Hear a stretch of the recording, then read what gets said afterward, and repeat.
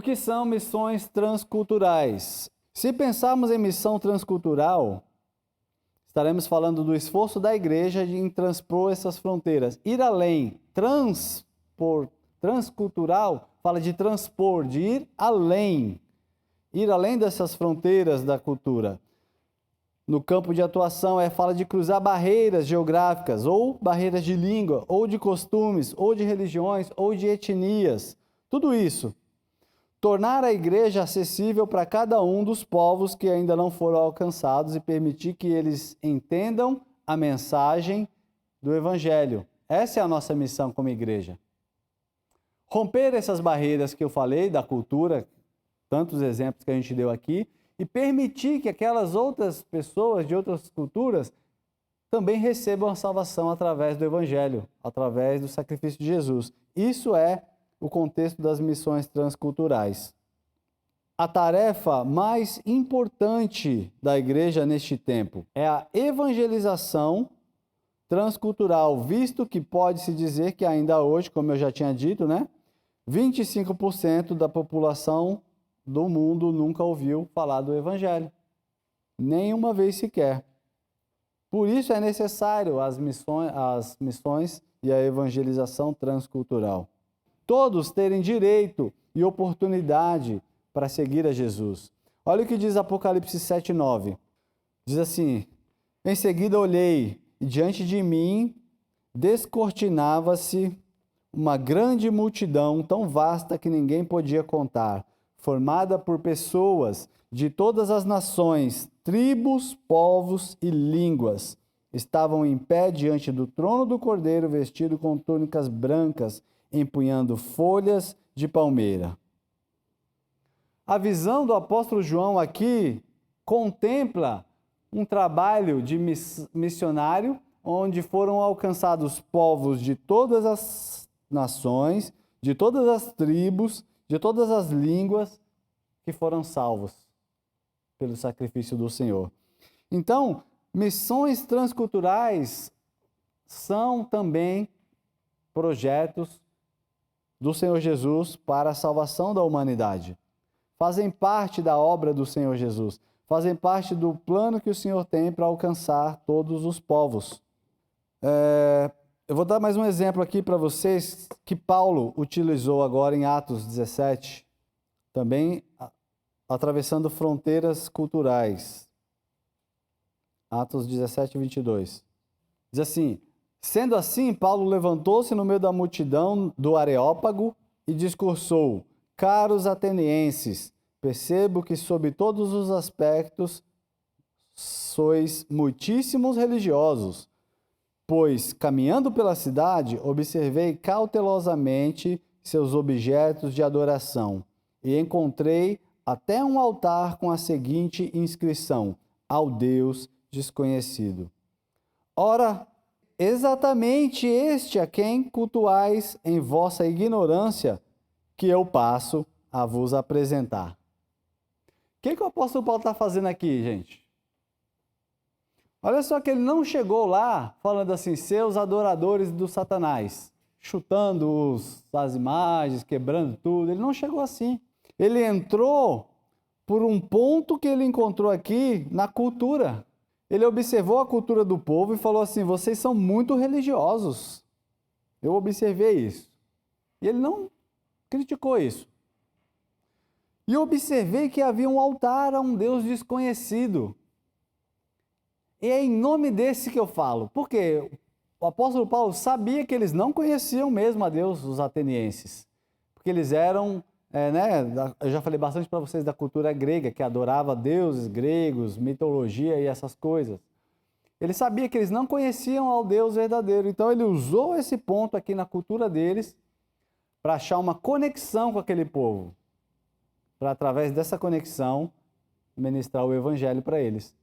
Ele não adorou aos outros deuses, ele não fez imagem de escultura, ele apenas encontrou na cultura daqueles homens que eram realmente religiosos, dessa questão de imagens, de ter deuses, um ponto para ele se conectar na cultura deles.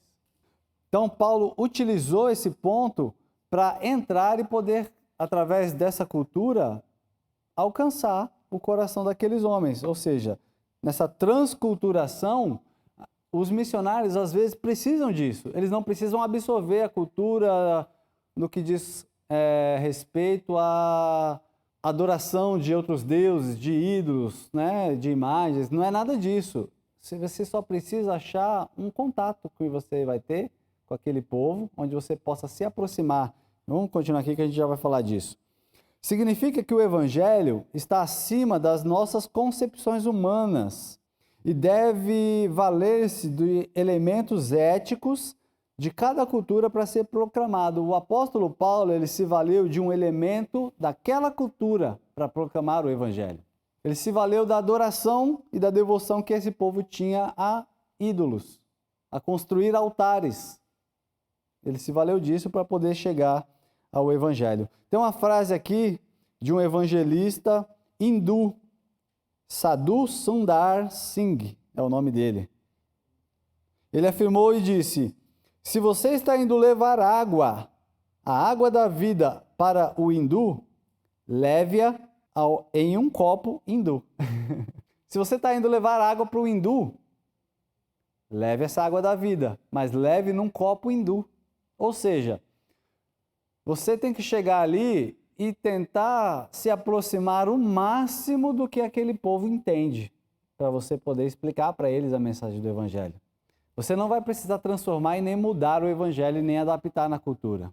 Mas ele entendia que se você fosse evangelizar o povo de uma outra etnia, de uma outra cultura, a forma que você vai fazer isso, você vai precisar fazer isso da forma mais entendível possível para aquela cultura.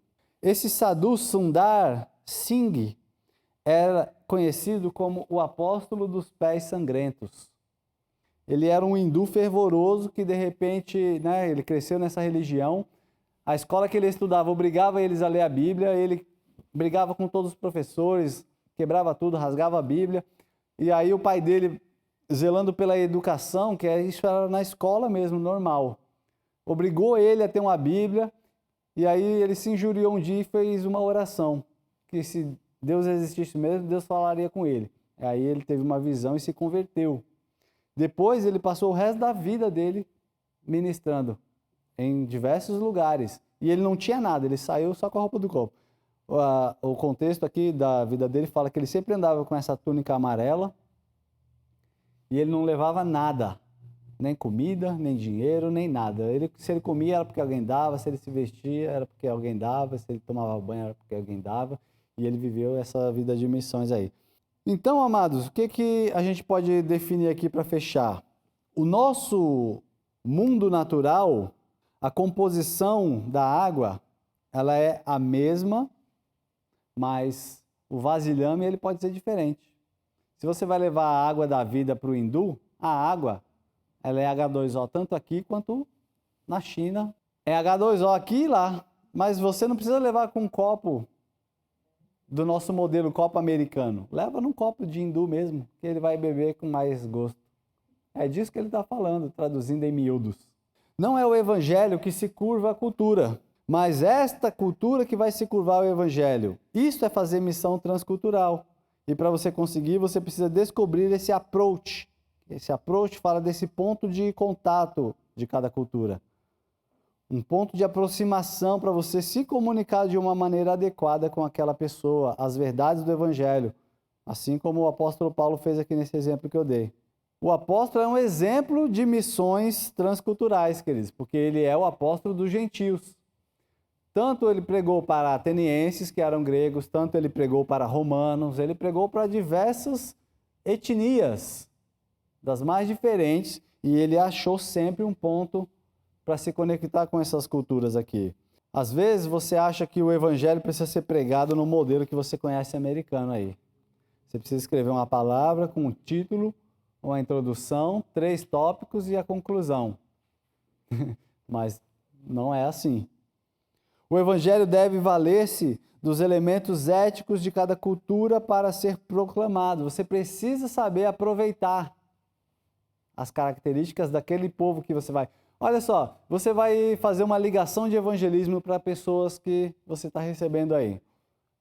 Se você conhecer um pouquinho do contexto que essa pessoa está vivendo, você vai precisar aproveitar essas situações para você conseguir se conectar com essa pessoa e evangelizar ela. Vai ser muito mais fácil se você achar um ponto de aproximação com essa pessoa, do que se você ligar e falar assim: eu sou o serafim ungido do Senhor, enviado de Deus, Santíssimo, a quarta pessoa da Trindade, e me colocaram nessa função aqui simples de ligar para você, um reles mortal que está aí precisando de um evangelismo, e te convidar para conhecer o Evangelho, mesmo você não sendo digno. Já pensou se a pessoa recebe um contato desse tipo, excluindo a pessoa? Não, é muito mais fácil se você vai lá e acha um contato. Ah, eu sei que o tempo é difícil, foi difícil para mim também, esse ano está difícil mesmo, mas Deus vai dar vitória para a gente. Olha só que diferença. A cultura tem que se curvar ao Evangelho. Isso acontece através da ação do Espírito Santo. Quando aquela pessoa recebe o Senhor e o Espírito Santo começa a trabalhar na vida dela, tudo aquilo que tem nessa cultura que não é admissível pelo Evangelho, o Espírito Santo vem e transforma, tá? E o ponto de aproximação aqui é o ponto chave para você ganhar o coração dessas pessoas. Amém, queridos?